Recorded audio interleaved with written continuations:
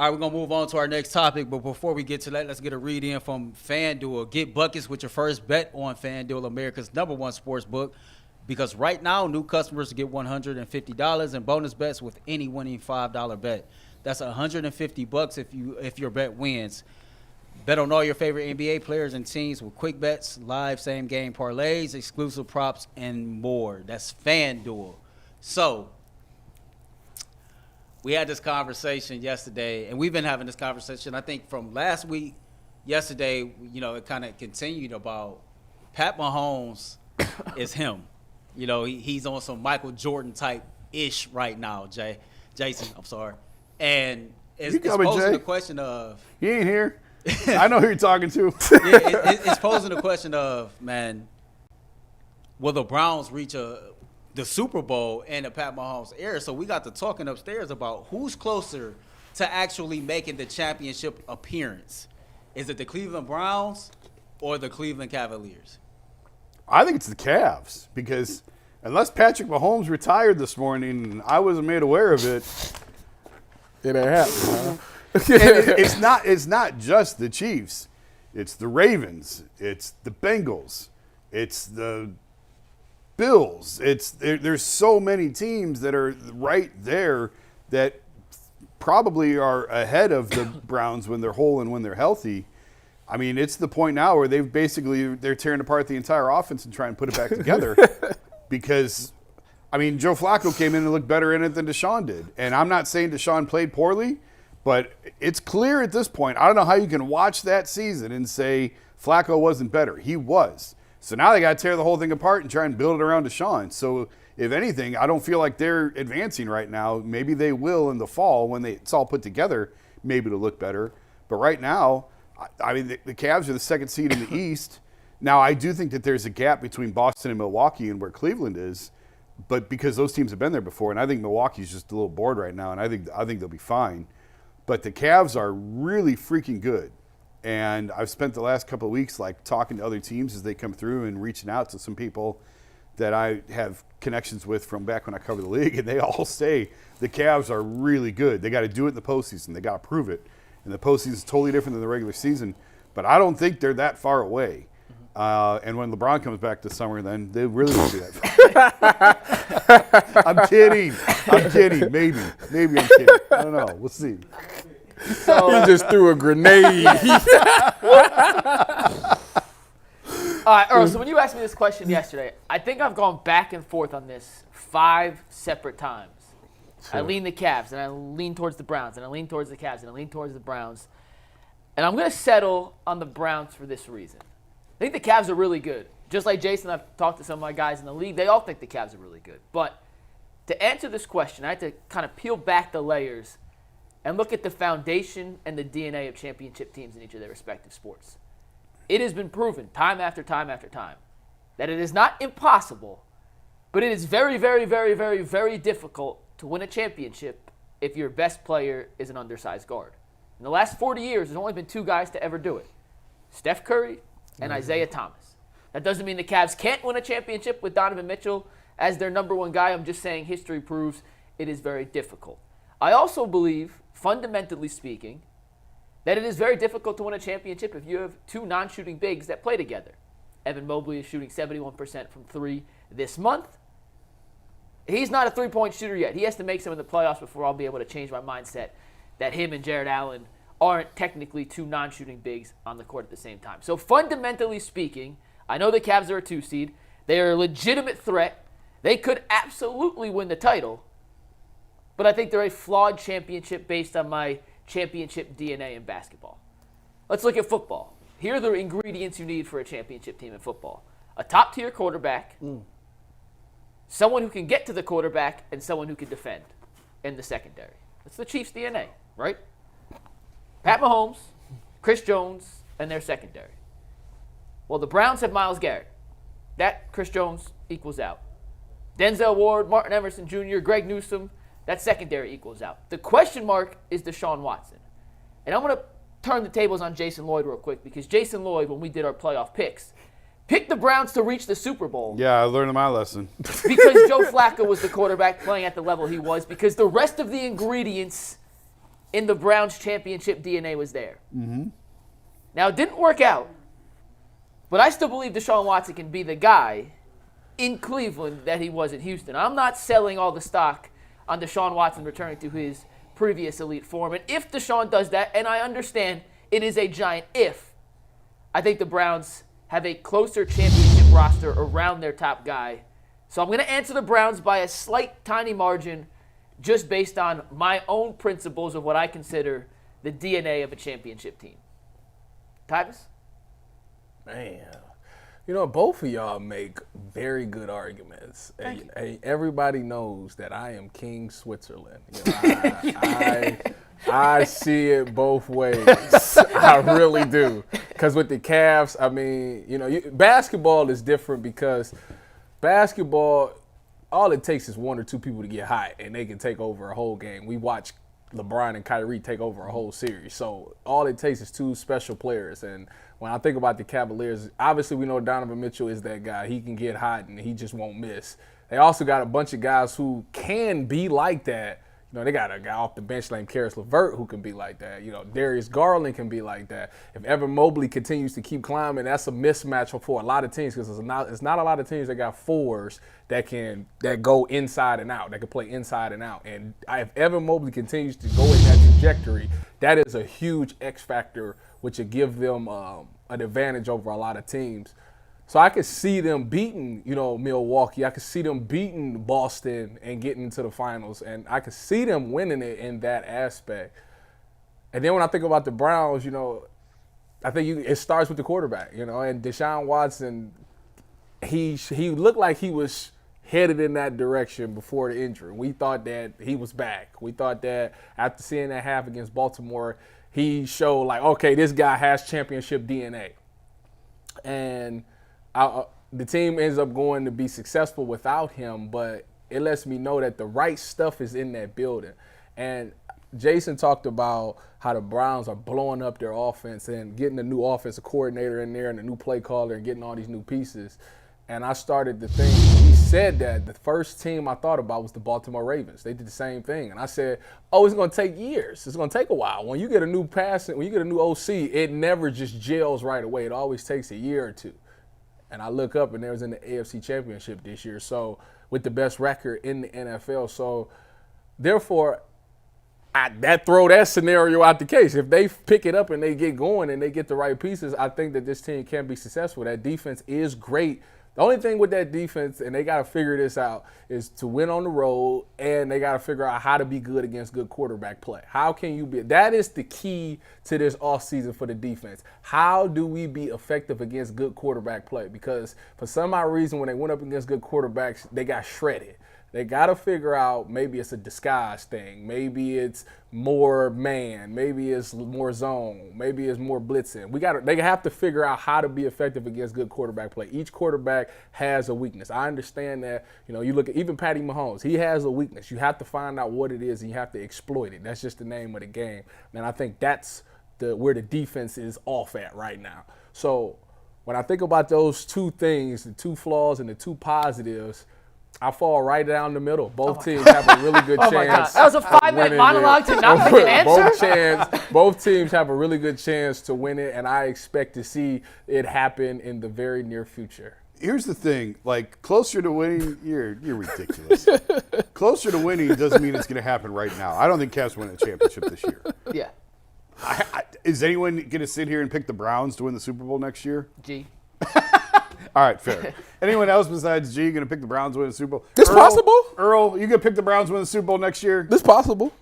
Don't make me. Earl, where do you fall on this one? Browns or Cavs?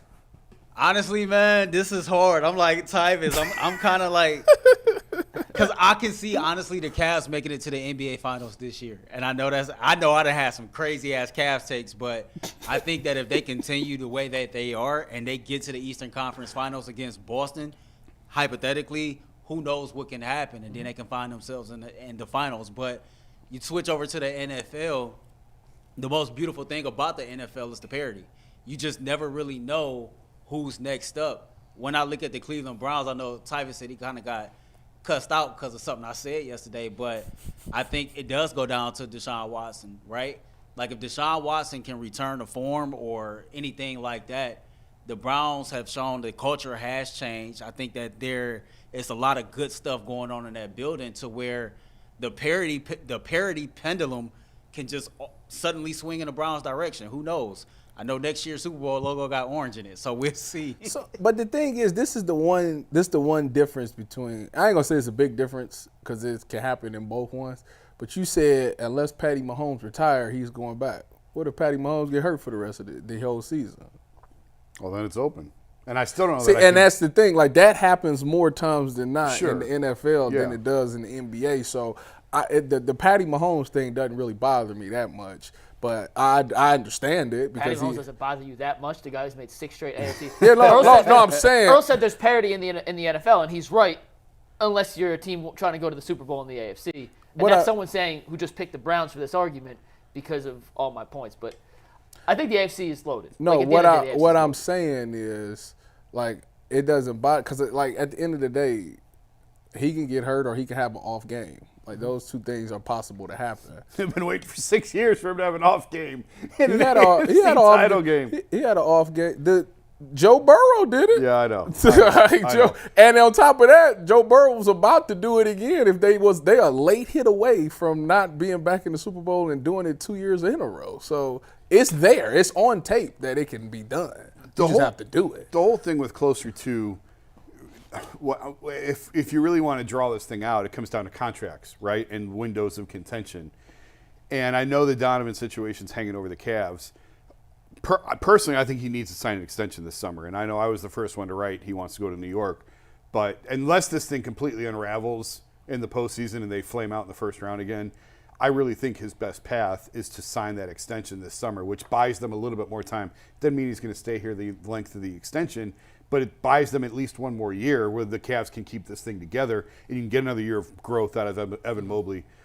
I know Deshaun's contract is 5 years and we're only going into year 3, but this really feels like the make or break year. Like this, he has to do it this year. Like there is so much, and again, we talked about this last year, and it rolls over.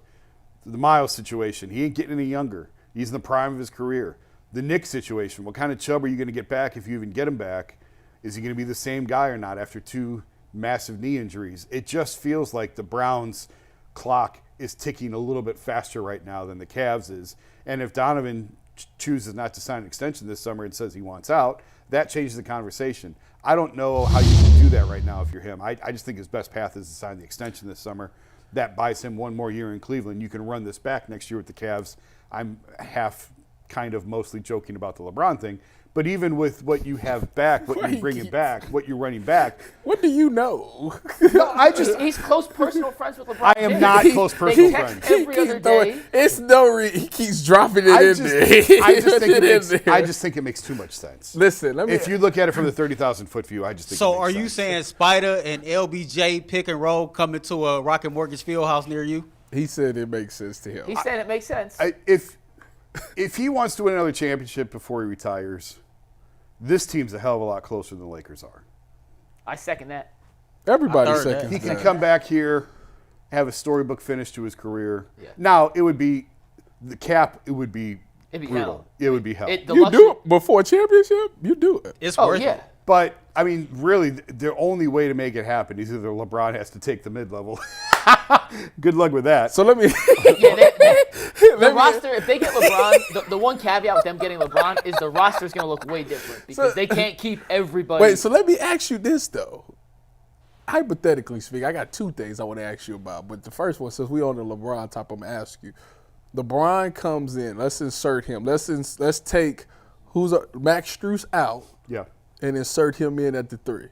How does that work with Darius and Donovan? Well, I mean, LeBron doesn't have to play. It doesn't have to be as ball dominant. He's as a point. He was. He's like essentially a point guard. Well, his usage has gone down each of the last 3 years. yeah. He's finally at like 40. He's finally starting to like phase out of ball dominant. Ball has to be in his hands. Every action has to run through him. It's a pipe dream at this point. It would probably either you need LeBron to take the mid-level or you need to do a sign and trade with the Lakers because you don't have the cap space to take him. And I don't know what the threat is. It's not like LeBron has to go to the Lakers and say, trade me to Cleveland or else I'm going to sign with Detroit. Like, what sense does that make? Yeah. You know, because the Cavs don't have the cap space, nor do they really have the resources to create the cap space. Like, it would be hell to try and get to the type of money that LeBron's making. That's why I'm saying, like, I'm mostly joking, but, like, you don't think he take the mid-level? It is the he told me. Let me ask you this. He told me I ain't a mid-level player. So let me ask you this. I told you they're best friends. What if they said, you take the mid-level, we'll draft Bronny? I mean, Bronny is not at all a first-round pick. Not at all. But they said if you take the mid-level. This is going to be a fascinating summer in the Yes. NBA Yes. because of the LeBron situation. He's got an option year to go back to LA next year. I doubt he exercises it. Like, this is the game that he plays. Yeah. And with the Bronny situation hanging over everything, the Cavs do have a first-round pick. We'll see. It's a weak draft. Is there a better than It's a terrible 0.1% chance Bronny's the first overall pick? Oh, boy. What? Oh, boy. A better than 0.1% that a team would take him first just to get LeBron. What? The first pick in the draft, you think it'll be Bronny? No, Just to I'm get saying it shouldn't be. There's no world that he should be the number 1 overall pick. But I'm saying no. I'll Yeah, answer. I no. don't think a team in that position that obviously wanted has to ask. all That's of why I those Well, said needs. LeBron will be 0.1% officially would do that. 40 Oh, next what's up? season, right? Jason, do the Cavs have a second-round pick this year? yeah. I'm pretty sure. Yeah, I think they do. All right, so I got it. I got the scenario, right? Bronny, the Cavs draft him in the second round. LeBron comes back. Bryce can come play for Meechie Johnson Sr. at Warrensville High School, and then it settles everything. It works for everybody. I don't think he's leaving Cali. Hey, Earl, real quick, put it in the chat. Cavs or Browns? Who's closer? I'll be very. Oh, it's in the curious chat to see. right now. I was gonna give it to y'all later. Oh, all right. Well, yeah. Whenever we wrap up, But I'm last very one. curious on Let that. me yeah. wrap this up about Donovan. If it came to the scenario where the Cavs did have to trade Donovan, do you trust Kobe Altman not to butcher it like he did with Kyrie? I hated the Kyrie trade. Kobe's had a pretty good track record. Now that Well, this is a big star, so it's what are you trying to get back? If you get to the point you have to trade Donovan, it really depends on where they're at that time. Yeah. Are we talking this summer? Are we talking he signs the extension and it's a year from now?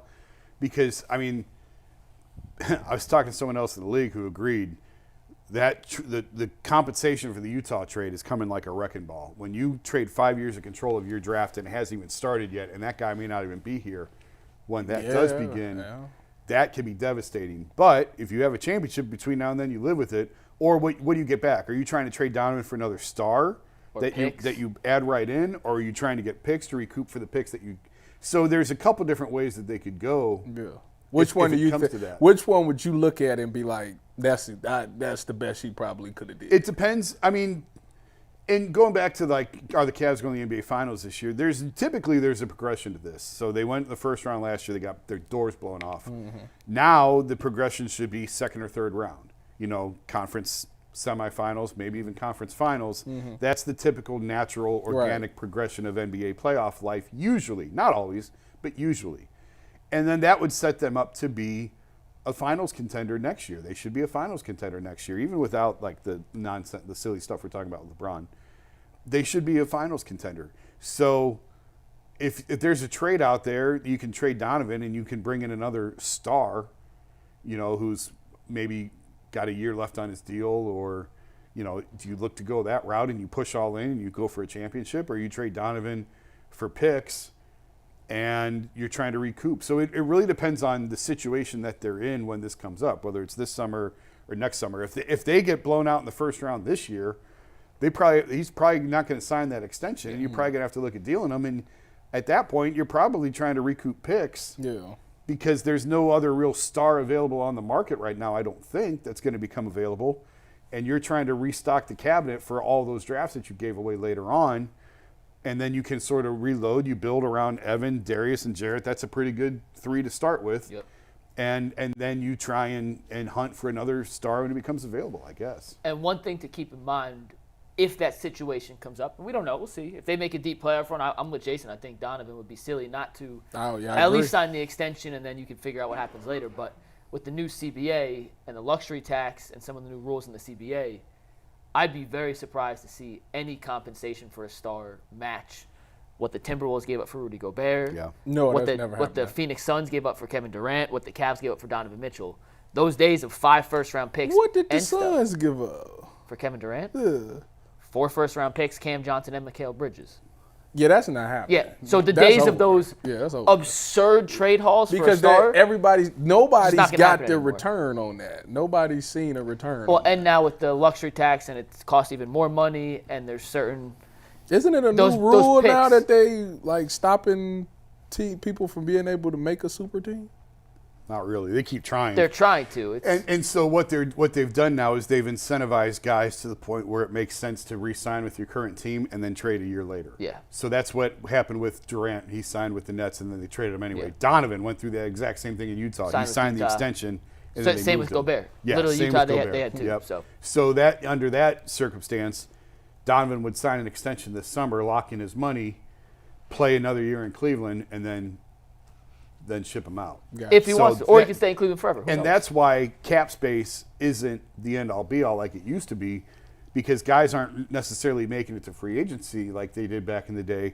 They're re-signing with their current teams and then being traded. Gotcha. Oh, what were the poll results on The money Cavs, just makes too much sense to stay with Browns? your current team rather than leave your team and sign So you get You way get more money significantly- for Yeah. re-signing. for than you re-signing could- than you would as a street free agent. I gotcha. That's All right, Earl. so the poll There we go. results. It's been up 15 minutes. We got 157 votes. 63%, 37%. Before I give y'all who's who y'all Browns. think The is chat thinks it's the They Browns. took the Cavs. It's the Browns. Yeah. They the took chat the, thinks it's the They took the Browns. Cavs. 63% Cavs. Wow. 37% Brown. I'm surprised. Me too. Means I won again. Well, at least the chat had the get conviction used to to say an this. answer I to won. Tyvis. You don't get to claim Tyvis to won. I win- won. That was the longest monologue ever to say nothing. to say nothing. I did You say could a be a lot. GM. I brought up Yeah. a lot of. You'd be great at press conferences. Just talk and talk and talk and talk. At the end, What all you the mean? crowd I goes, brought up "Did he?" I highlighted all the points, all the pros and the cons. And Let me then ask y'all at this, the end though. of the day, I felt they were the same. They weighed the same.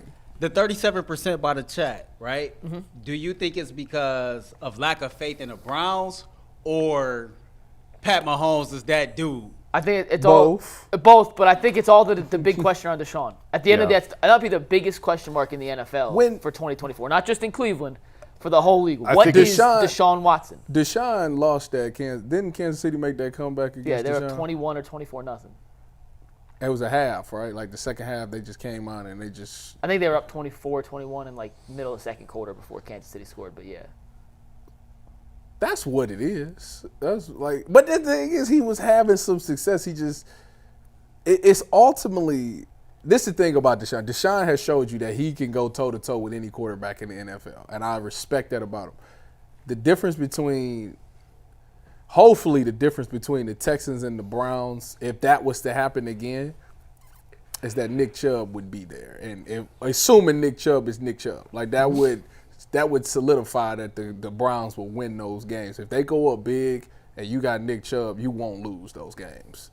And Houston didn't have that, but I don't know what you're getting with Nick Chubb anymore. Yeah. And now that Deshaun's coming back off of injury, he's got to prove again that he's healthy enough to get those things done. Had we asked that poll 2 days after the Knicks loss, it would have been 90-10 Browns. Yes. So I think it's 48 hours removed from the Super Bowl. It's a bad taste left in their mouth still from the Texans' loss, even though Deshaun wasn't on the field for it. So we'll see. I guess from that instance, it makes sense. I just figured the chat would be all Browns all the way.